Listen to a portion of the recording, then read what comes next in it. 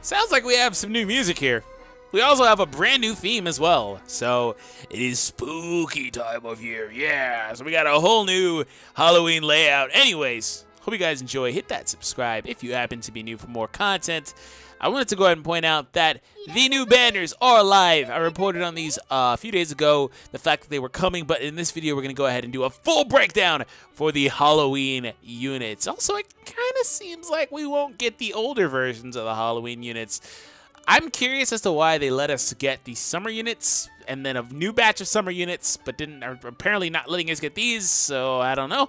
Well, you know what I'm saying. We're going to get these, but not the old Halloween units. They're no longer in the database for the global version of the game either, so there's that. But anyways, we'll see what happens. Maybe we do. But we're going to do some summons in a separate video once I find out how good they are, because right now I have absolutely no idea otherwise, but let's go ahead and check them out. So, characters! And then we are going to go over to the character list, which was, God, every time, the album, which was updated. Okay, so it's very easy to pinpoint which ones are the new ones, because there's very few that actually at this point don't really have anymore. So we're going to start off with the Eyes, because I accidentally clicked the Lifia, but it's, ooh, Lifia, look at that mace! We're going to go to Ice first, though.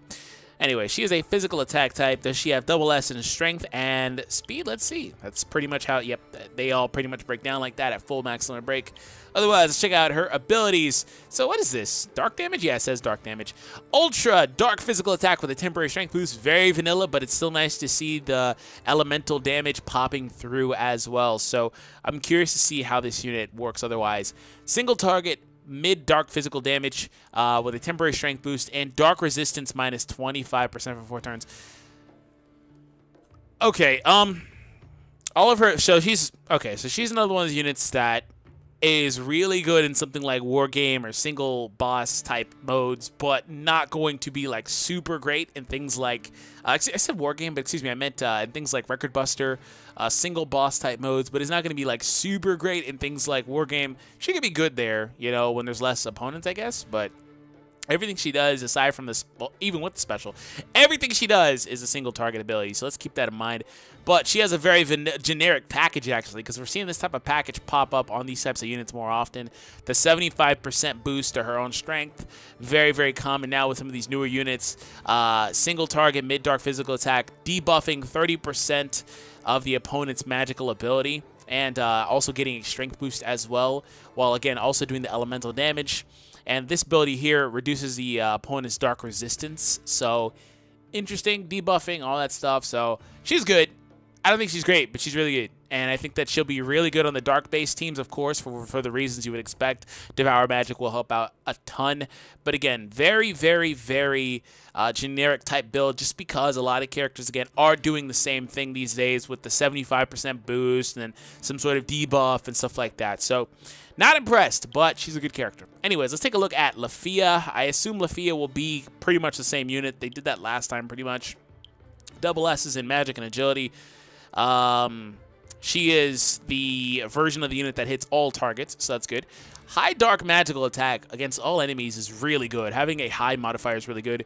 With a temporary magic boost and a counter rate minus 25%. So reducing their ability to counter back, that helps out a lot. I don't think it helps out a lot, but it helps out a ton in different scenarios, I would say otherwise. But anyways, mid-dark magical attack with a temporary magic boost and magic resistance. So she's doing dark magical attacks, also reducing their resistance. So of course, that means she's going to do more damage to those units, especially if you have really good assist characters as well. Black Brand, low dark magical attack, and self-dark attack damage plus 60%. It's interesting it didn't say like magic boost or anything like that. It just says dark attack damage. So is there others? They're all dark. That's pretty weird, but okay. Anyways, she gets a 60% attack increase for 4 turns. That's pretty cool. That's very helpful. And then a very generic special at the top. And light resistance. These characters have a lot of light resistance. That means the light damaging units like Lifia and stuff like that aren't going to be able to do a whole lot of damage to them. Because I'm pretty sure Eyes had the same thing as well. Yeah, light resistances are enabled on these units. So let's move on and see what happens down here. Any other? I feel like there was about a handful of adventurers. So we have Bet Loga finally getting a new ult. He hasn't had one in a while, I would say. if at all. Has he even had one? No, he hasn't. So he hasn't had one since launch. Dope. Anyways, physical attack type. Is he double S in strength and agility? Let's find out. They pretty much always are. And he is breaking the mold, going back to doing fire damage like only Loga can. So we're going to start off with his skills down here. Counter damage plus 50%. So the damage he does from counters gets boosted by 50%. That's pretty cool. Wind resistance plus 35%. I'm looking at you, Ryu. So, okay. He's breaking the mold. He's not a dark type character. He's a fire type. But that's cool. Element resistance up. And then the rigid. All these characters seem to have that ability as well. So, moving on. Eternal Thirst. I just want to point out that every ability he has is multi-target as well.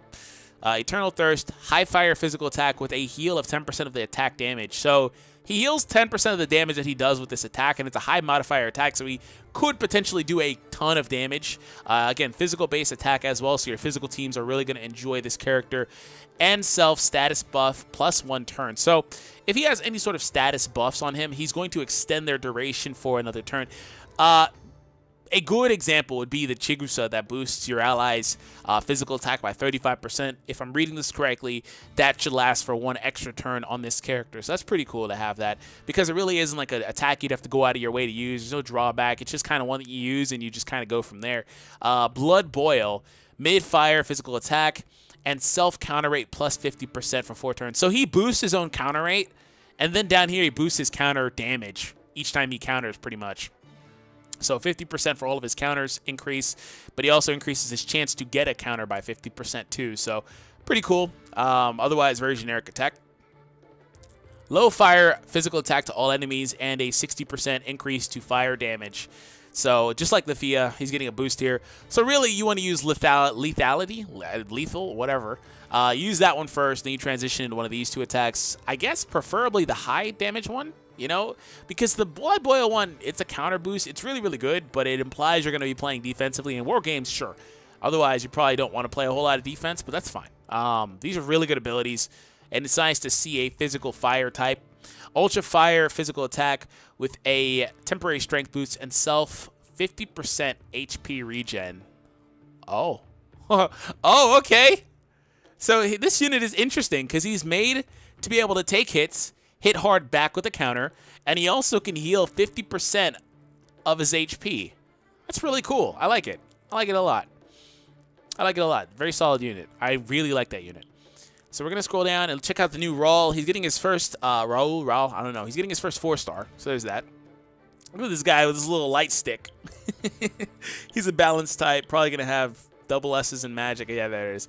Double S in magic and then S in strength and A in agility, but the S in dexterity. So what we're looking for with a character like this, with the S in dexterity instead of something like agility, we're looking for the ability to have a higher crit chance or launch more critical hits. So either via the skills that he has or the actual attacks themselves. So we're going to scroll down and check out his skills first. Guard rate plus 30%. That's interesting. Magic plus 15%. I really hope he actually does magic attacks, which probably he will. Water resistance on this unit. Okay, so they kind of broke the mold after the first couple of characters.